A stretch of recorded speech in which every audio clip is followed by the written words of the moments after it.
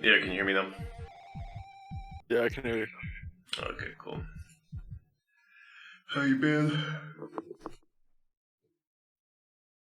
Pretty good. You Hope been for the California stuff? start tomorrow. Yeah, just been waiting all week. They're not running till Friday. They're not running until tomorrow. And Oh yeah, then that's right. Keeneland starts tomorrow too, so it's Gonna be busy. gonna be yeah, October. I'm pretty much my head's gonna be in the form. Keep that head buried in the forest. Yeah, but I don't know why San Diego's not running on Thursday. It's annoying. I figured they would. I didn't even look. So, anyways, let's get down to the nitty gritty. Gotta start making sure I use my sound drops. That's Alright.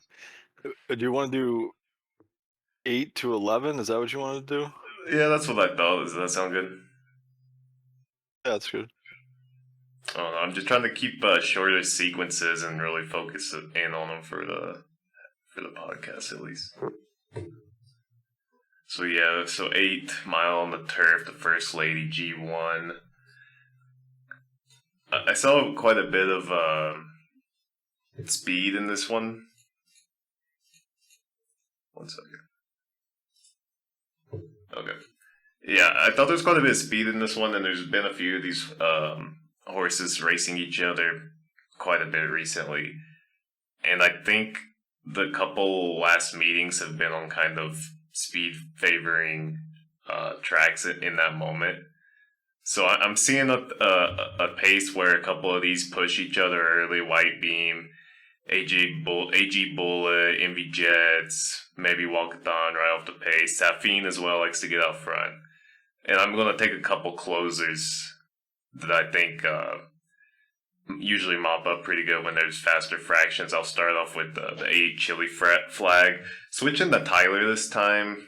I don't know if that's a positive. I don't think it's a negative though, and I kind of like him in Kentucky in general.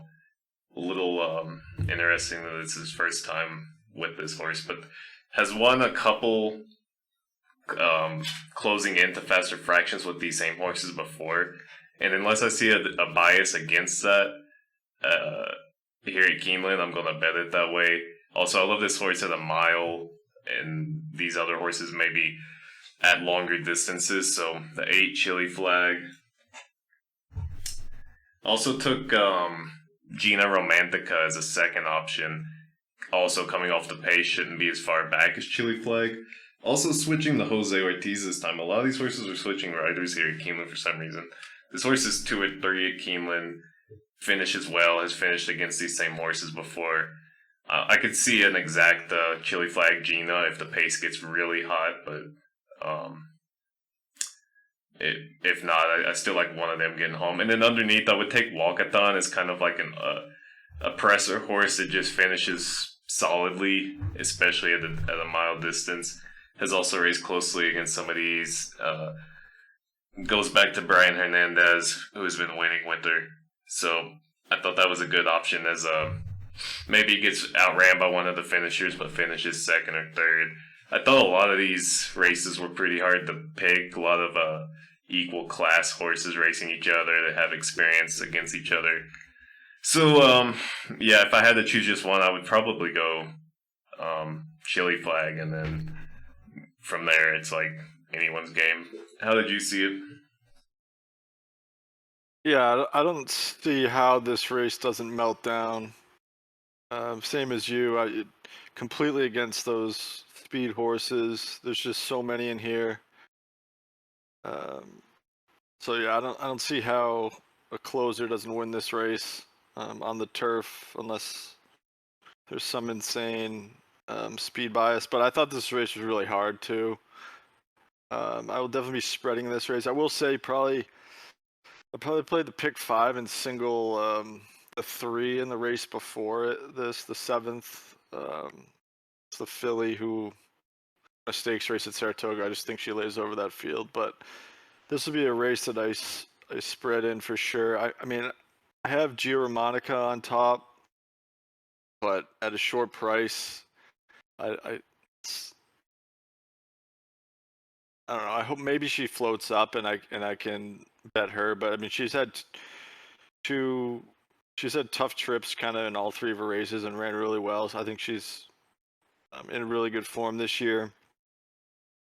But I got as prices or alternatives that I think have a shot. The one, Fluffy Socks, Chad Brown hasn't gotten pace in her last two starts. I think she'll be flying late. The two, kind of a wild card shipper. I don't think this group is necessarily that tough, so maybe that filly ships in from Ireland and can win. And then the 7 and the 8,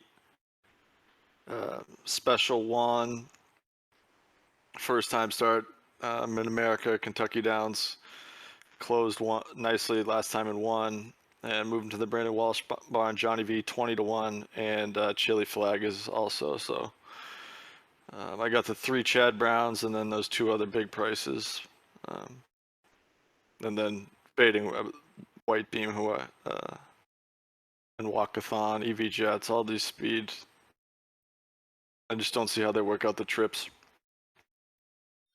Yeah, that was my problem too. Is I like these speed horses, but if you like White Beam, I think you kind of have to also take AG Bullet and Heavy Jets, and then think about Safine and Walkathon. Like they're all gonna be pushing each other on like a same trip. So yeah, and it's not. This race isn't in New York, so the jockeys should actually go. Even though there are some New York jockeys in here. I'm still pissed about White Beam winning that last race. oh yeah, dude, that was The so Diana frustrating. Moira, I was live to backs to Moira, and I had a Geomonica exacta with Moira, and White Beam just ruined my whole day. Just so yeah, it's so crazy those New York races because you saw that coming from a mile away that they were just gonna go so slow because other races have been doing it, and you're just like, no, they can't let him do that. I ended up like, as the day went on too, I literally ended up betting White Beam to win at least, just because I saw it coming, or maybe I didn't bet him to win, but I had him in like a little double or something to save myself, like, but I was just like, I should have just on all in on that because I just knew it was gonna happen once I kept looking at it. But So what are frustrating. you gonna do? Yeah, you're just gonna cry. Yeah. All right, we'll go on to the 9. Mile on the 16th, also G1 for 2-year-olds. You might start those out here. Yeah, I thought this race was pretty much impossible. I mean, all these 2-year-olds, a lot of them stretching out to a route for the first time. Number 1, Ferocious, 8-5, his fastest on speed figures, but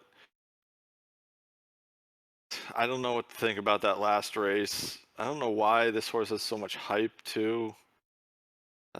Now stretching out to a mile. It's just not a horse you can really trust at a short price, and that just kind of opens it up to literally every horse in the field. So I liked the 6 Filoso. I think there's going to be a lot of speed in this race as well. On the dirt's a little bit different, but still, with a bunch of these coming out of 6 furlong races, these colts, they're going to be quick, and you want a horse you can fish. So I like the 6 and the 9. The 6, yeah, closed really well, fast pace at Saratoga to break his maiden. I actually had to steady a little bit in that race too, so I thought that was pretty impressive. First time going, and it's not 2 turns, but it was that mile shoot that pretty much has all been dominated by speed.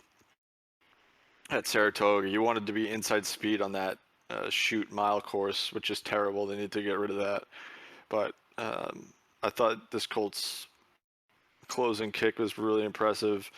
And then I like the 9 also coming out of a turf race, going 2 turns. Giroux and Fletcher. That one, I don't really like Giroux from the 9 posts, but I think that one will be finishing. And I don't know. I mean, I can't really toss Ferocious the 1. Let me see. The 4 and the 5 I also thought had chances. So I don't know. Maybe you got something better, but not this not race is really. impossible. Yeah, this is a really frustrating 2-year-old race for the first Saturday at Keeneland. Yeah, I kind of agree with pretty much everything you said. Like the Ferocious, the 1, I could see why it's a favorite, but that's too short of a price. But you can't throw it out. It's hard to leave off the ticket, I guess. Couple really fast sprinters in here, and then they're stretching out for the first time. Some late speed. I like the 9. That's one of my horses that you said, Tenacious Leader. Has experience at a longer route distance, coming off the turf. Had good speed figures on the dirt of the mile. Switching the Florent Giroux. Yeah, I just thought it could have a little bit more sustain than some of these other mid-pack horses. Had a good finish last race as well. The other horse I just picked 2, and then yeah, like you said, you can't leave off the 1. There's a couple others that I'll mention quickly at the end. But my second horse was Handsome Pants, the 4. Good speed figures, also at a mile and a 16th. Brian Hernandez, Kenneth McPeak. Pretty good combo, fun combo at least. Good workouts, and I think there could be enough speed with some of these quicker sprinter horses that this would be a good finishing horse. Had a really tough trip last out, was like in traffic the whole way, and then finished going like inside to outside, and I think came back a little bit with weaving through traffic and won by a length and a half in a decent maiden 120K. So I like that horse. Just at that price, I couldn't leave it off. And then underneath, like I looked at Optical, the 3, 30 to 1 James Graham, just inconsistent. East Avenue, I think, is a pretty good horse coming into this race, but also at the short price, and I can't differentiate him too much from some of these other horses. So Dapper Moon, the 10, also I understand, but these horses aren't that far apart for a 9 to 2 compared to like some of the 20 to 1 horses. So those were the 2 I came up with, 9 and 4. 9 for all the reasons you said.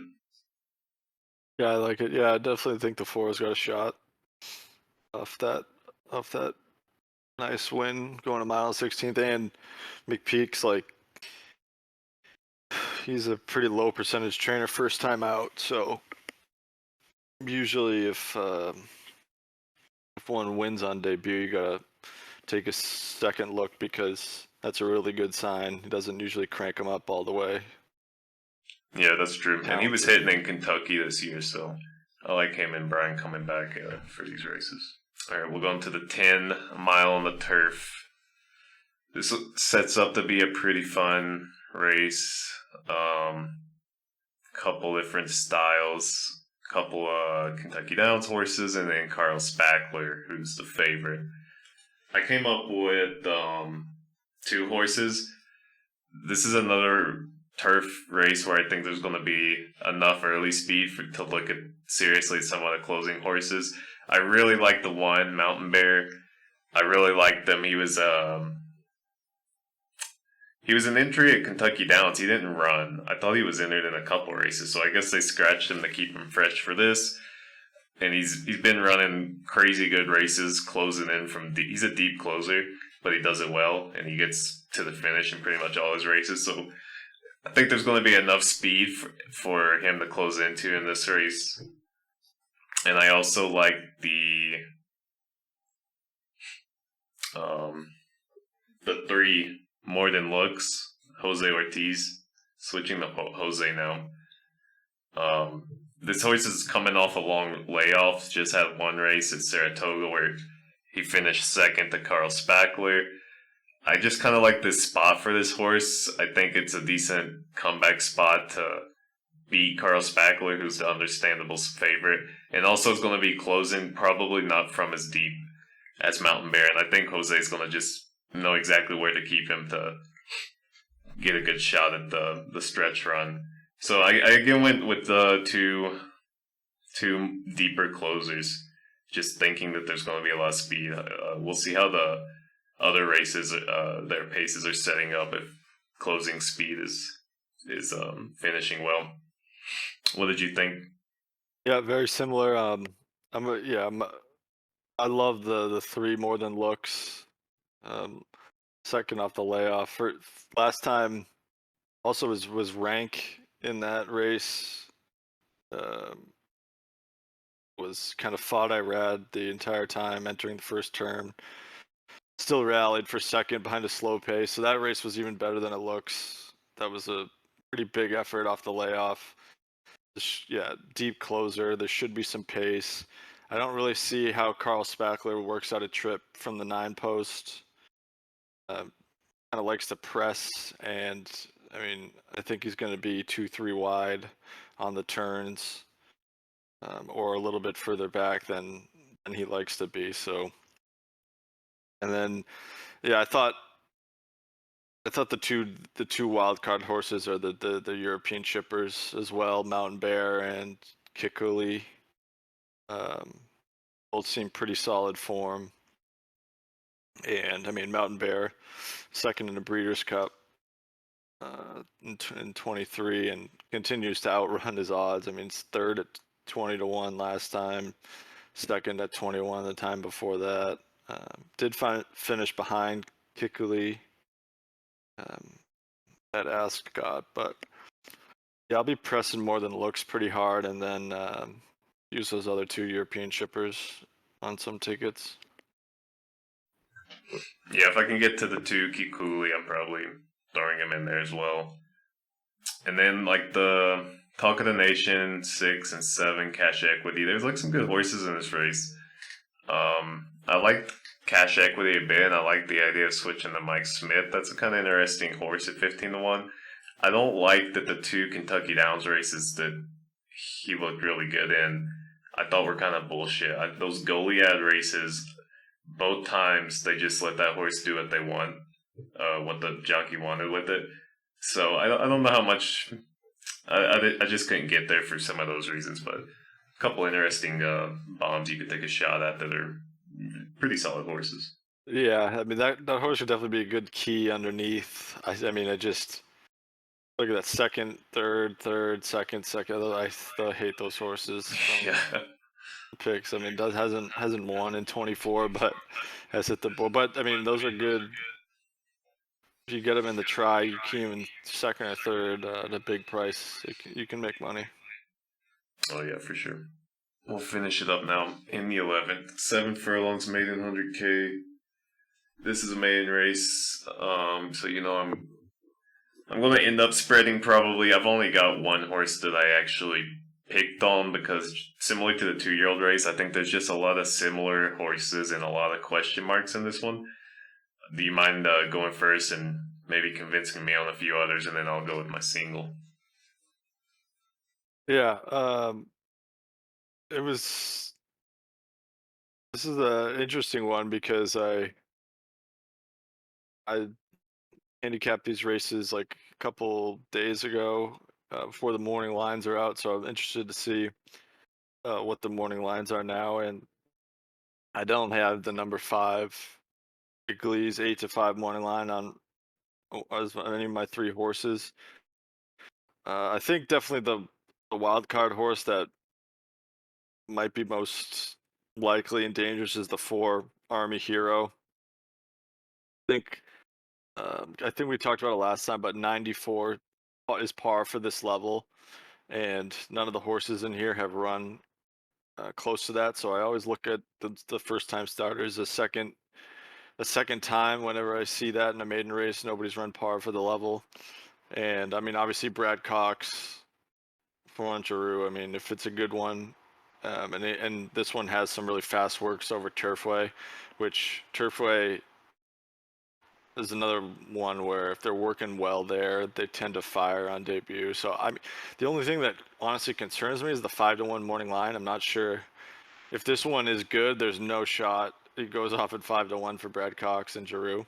But I also like 2 other horses in here, and that's the 1 and the 7. Both coming off turf races with bad trips.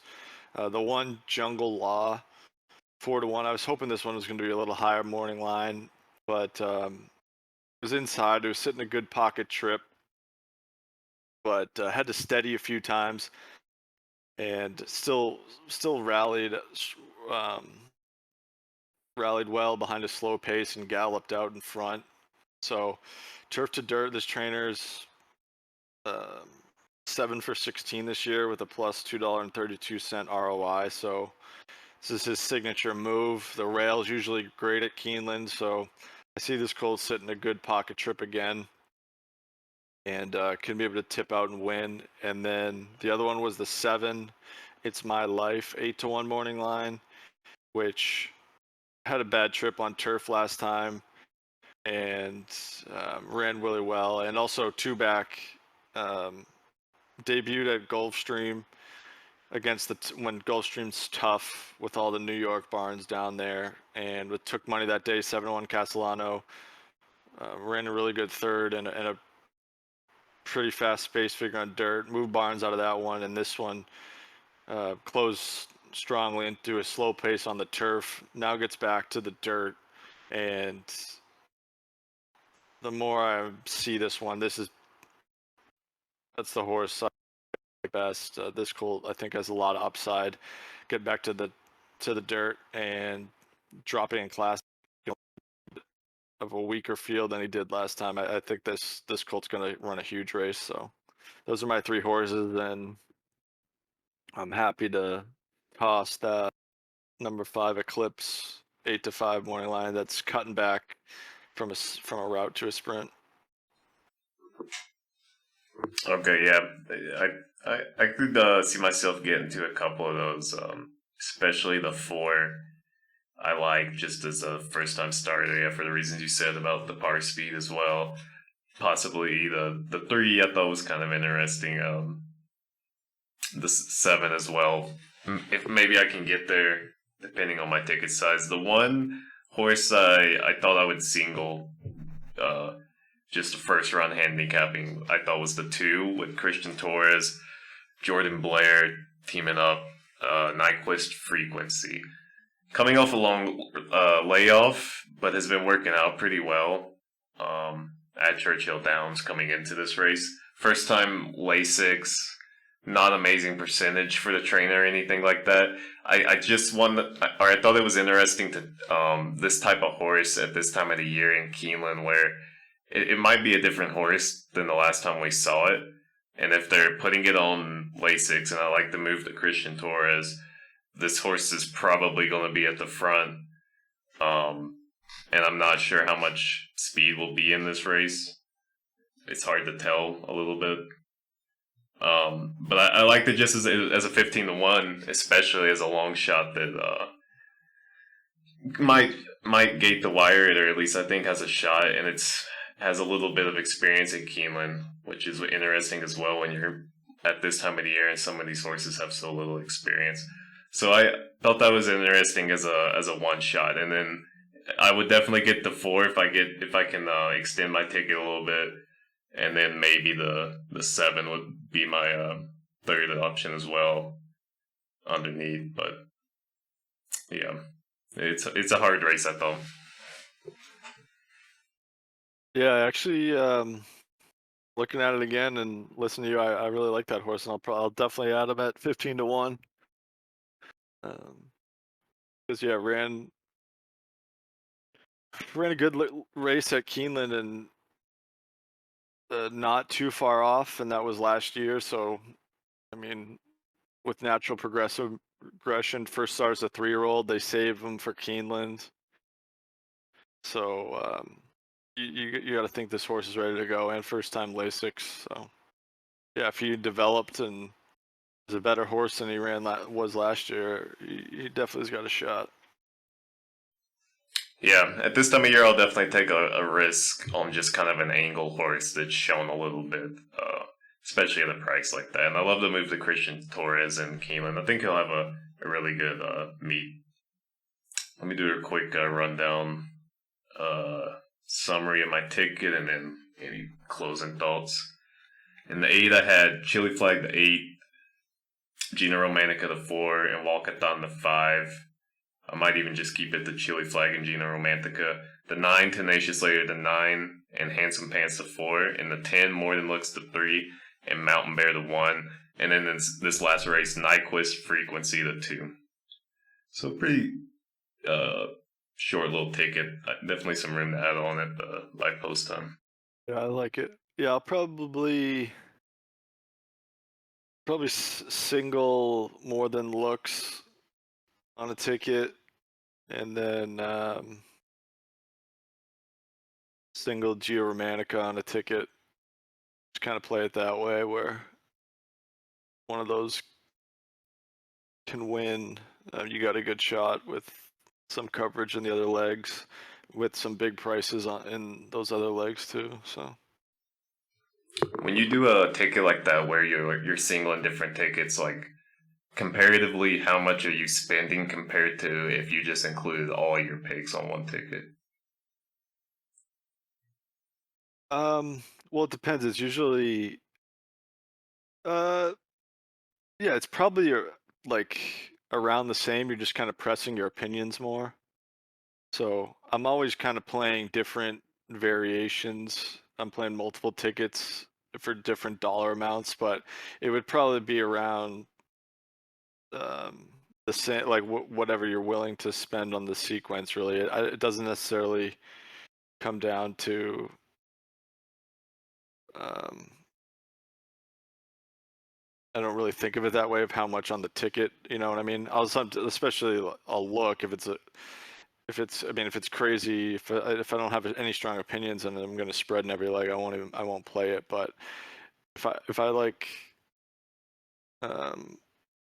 even in the spreadier legs, if I think I might tier them where my top 3 long shots, I might play those for a buck on a ticket, and then if it's with a single that's a favorite, that one might be a higher denomination, and I don't know. Just kind of, I'm always weighting it towards my opinion, and so I can hit it more than once. Yeah, that makes sense. I was just curious because yeah, you seem to have like your own process for exotic tickets. You should give us a conductor breakdown video one day. Yeah, I'm happy to talk about more. The next one we'll do, I'll kind of talk about how I would structure the tickets at the end. Okay, that'd be cool. Yeah, maybe there's like some sites where you can do what is it, like the bet calculation. We could do a little graphic with that as well or something. Yeah, yeah. A lot of people use the like ABC, but I don't like that really. Yeah, I know a lot of people do that, but that doesn't work for me. I don't know. Yeah. But yeah, it's not too complicated, but it's basically I'm never gonna play a ticket where it's like favorite. There's gonna be stand somewhere. Yeah, it's kind of like the same. It sounds like the same logic, like betting like $10 or $20 exactas, which is kind of my thing, or like going up on daily doubles or win bet and then also an exacta singled with that horse. It's like you want to double down on your own opinions, and then you're just like doing that in a structured way on the exotics. Yeah, exactly, and yeah, I kind of do that. Like I've actually been moving a little bit away from playing as many pick fives and stuff unless I really like the sequence, and doing more exactas and doubles. But Yeah, that's the same way. Say you might key a horse in the exacta, and then I'll press it with a cold exacta that horse over one of the horses. You know what I mean? Mm-hmm. But yeah, exactly. Yeah, or a win bet and then an exacta with that same horse on top. Because I think that's the way you gotta do it. You gotta. When you got a strong opinion, you gotta crush. Oh yeah, for sure. Because you're not just gonna grind it out. No, especially not horse racing. No, you can't depend on No. a winning percentage. Yeah, exactly. But yeah, I thought Keeneland's card tomorrow was pretty difficult, and I like Saturdays better, I think. But should be great racing all weekend, and I'm pumped. Yeah, it's gonna be great. Yeah, tomorrow's I thought it kind of sucked. Like there wasn't that many fun races, and yeah, it was kind of hard. Saturdays is gonna be good, what we covered, and then Sunday's got some good stuff to close the weekend too. So I'm looking forward to it. First meeting since the first Churchill Downs meet of the year, where I'm feeling good going into it at least. So I'm sure it'll be a disaster. Yeah, exactly. Till I bet the first race tomorrow. Yeah, tomorrow. Yeah, I'm kind of the same way. There's one turf race I like, the 8th race, but there's like 2 Brad Cox horses that look like they're gonna win. I don't know. Too much 2-year-old stuff to open up the card, but whatever. Oh, there's the Nakatomi race tomorrow. Like I feel like that horse is gonna hit hard, and then some good options underneath.